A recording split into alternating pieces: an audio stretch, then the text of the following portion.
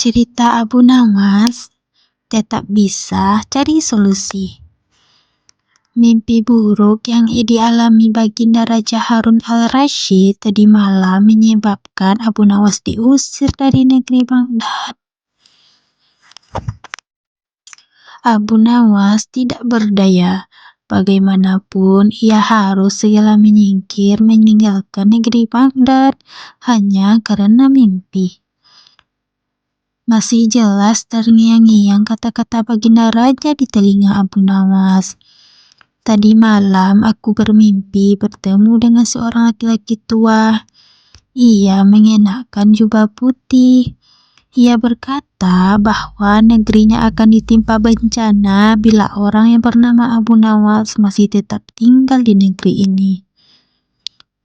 Ia harus diusir dari negeri ini sebab orang itu membawa kesialan. Ia boleh kembali ke negerinya dengan syarat tidak boleh dengan berjalan kaki, berlari, merangkak, melompat-lompat, dan menunggang kedelai atau binatang tunggangan yang lain. Dengan bekal yang diperkirakan cukup, Abu Nawas mulai meninggalkan rumah dan istrinya. Istri Abu Nawas hanya bisa mengiringi kepergian suaminya dengan derayan air mata. Sudah 20 hari penuh Abu Nawas mengendarai keledainya. Bekal yang dibawanya sudah mulai menipis. Abu Nawas tidak terlalu meresapi pengusiran dirinya dengan kesedihan yang terlalu mendalam. Sebaliknya, Abu Nawas merasa bertambah yakin bahwa Tuhan Yang Maha Perkasa akan segera menolongnya keluar dari kesulitan yang sedang melilit pikirannya.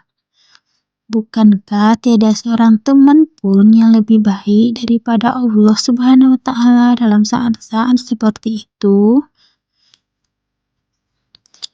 Setelah beberapa hari Abu Nawas berada di negeri orang, ia mulai diserang rasa rindu yang menyayat-nyayat hatinya yang paling dalam.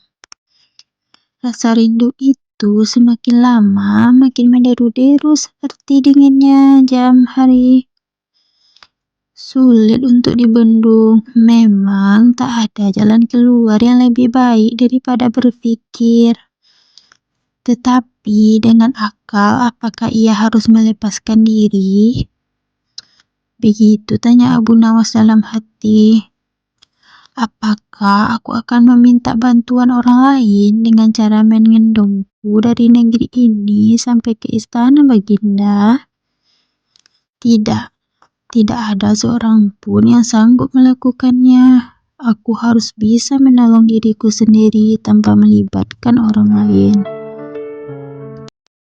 Pada hari ke-19, Abu Nawas menemukan cara lain yang tidak termasuk larangan Baginda Raja Harun al-Rasyid. Setelah segala sesuatunya dipersiapkan, Abu Nawas berangkat menuju ke negerinya sendiri. Perasaan rindu dan senang menggumpal menjadi satu. Kerinduan yang selama ini melecut-lecut semakin menggila, karena Abu Nawas tahu sudah semakin dekat dengan kampung halaman.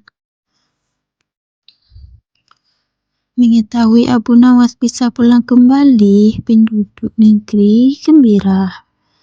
Desas-desus tentang kembalinya Abu Nawas segera menyebar secepat bau semerbak bunga yang menyerbu hidung.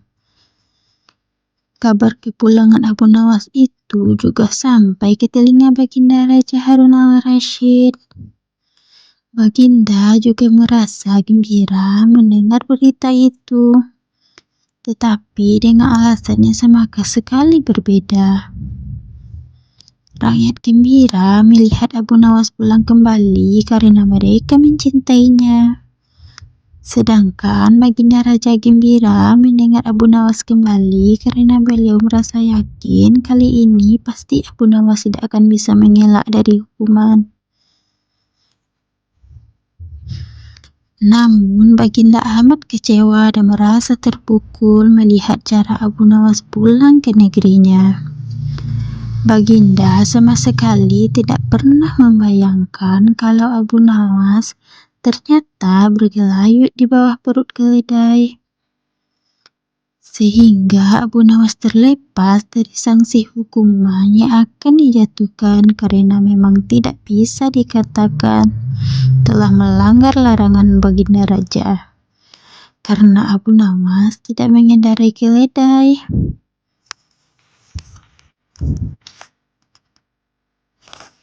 Terima kasih telah mendengarkan. Jangan lupa subscribe, like, and comment ya adik-adik semua, teman-teman semua. Bye-bye.